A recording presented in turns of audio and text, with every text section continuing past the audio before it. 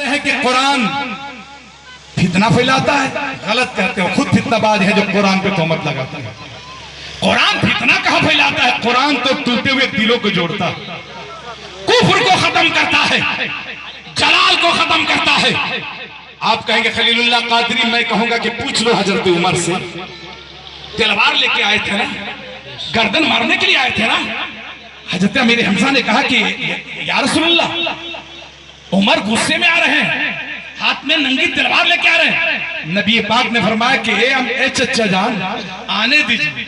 कहा कि तलवार है उनके पास, मेरे पास भी तलवार है, कहिए तो मैं अपने तलवार से उनको रोक दूं। नबी ने फरमाया कि ए चचा, ए अमीर हमजा, उमर के तलवार को लोहे के तलवार से नहीं रोका जा सकता, मोहम्मद अपने किरदार से रोकेगा।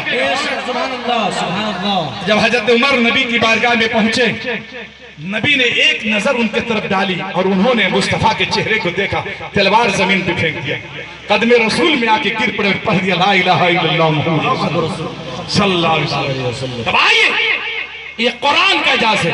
मैं कहना ये चाहता हूं कि इस्लाम धर्म की पवित्र पुस्तक कुरान पाक पूरे संसार में अमन शांति देता है, मोहब्बत, मुरब्बत, मुरासमत, इख्वत, सदाकत का दर्स हयात देता है, प्रेम, शांति, एकता, समता, समता, समर्थ, सीता, एकता तथा मानवता का पाठ पढ़ाता है।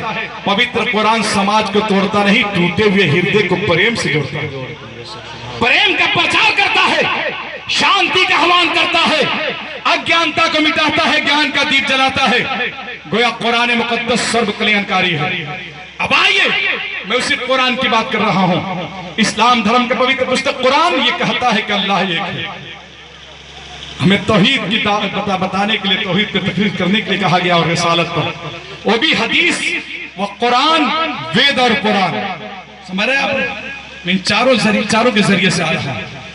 तो इस्लाम धर्म की पवित्र पुस्तक कुरान ये कहता है कि अल्लाह एक है और हर इंसान को उसी एक अल्लाह की पूजा और इबादत करनी चाहिए।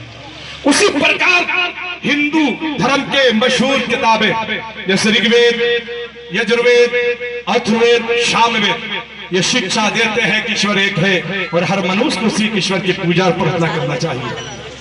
आइए, मैं वेद और कुरान के कुछ श्लोक मंत्र में आपके सामने प्रस्तुत करने जा रहा हूं, जिससे आपको ये खूब अच्छी तरह मालूम हो जाएगा कि ये महान वेद, जिनके बारे में भारत के करोड़ों हिंदू सज्जनों का यकीन और ईमान है कि ईश्वर बारी है, यानी वो आकाशी किताब कहते हैं। हम भी कहते हैं कि हमारे भी 4 आसमानी किताबें हैं, है ना? तौरात शरीफ, जबूर शरीफ, इंजील शरीफ, कुरान शरीफ। लेकिन अल्लाह को जो सबसे पसंदीदा किताब, सबसे प्यारी जबान है, वो अरबी जबान है, कुरान शरीफ। इसलिए कि अपने रसूल को भेजा है तो अरबी जबान में, और कुरान भी नाजिल फरमाया है तो अरबी जबान में। हजरात, मैं आपको बताना ये चाहता हूं कि जिस तरीके से कुरान पाक का नाम मानने वाला मुसलमान नहीं हो सकता, तो वेदों को भी नाम मानने वाला हिंदू नहीं हो सकता। अब आइए, मैं वेद और कुरान के कुछ अश्लोक मंत्र में आपके सामने प्रस्तुत करने जा रहा हूं, जिससे आपको खूब ही अच्छी तरह मालूम हो जाएगा कि महान वेद, जिनके बारे में भारत के करोड़ों हिंदू सज्जनों के यकीन ईमान है कि ईश्वर बारी है, यानी ईश्वरी किताब है। तब मैं कहूंगा कि अगर वो उसको नहीं मानते हैं तो आप समझ लीजिए कि वो सच्चे हिंदू नहीं कहे जाते हैं। मैं सुनाता हूं पहले अथर्ववेद से, अथर्ववेद का 2 मंत्र पढ़ता हूं और उसके बाद मैं एक श्लोक पढ़ूंगा, फिर मैं इसी ऋग्वेद के पास आऊंगा।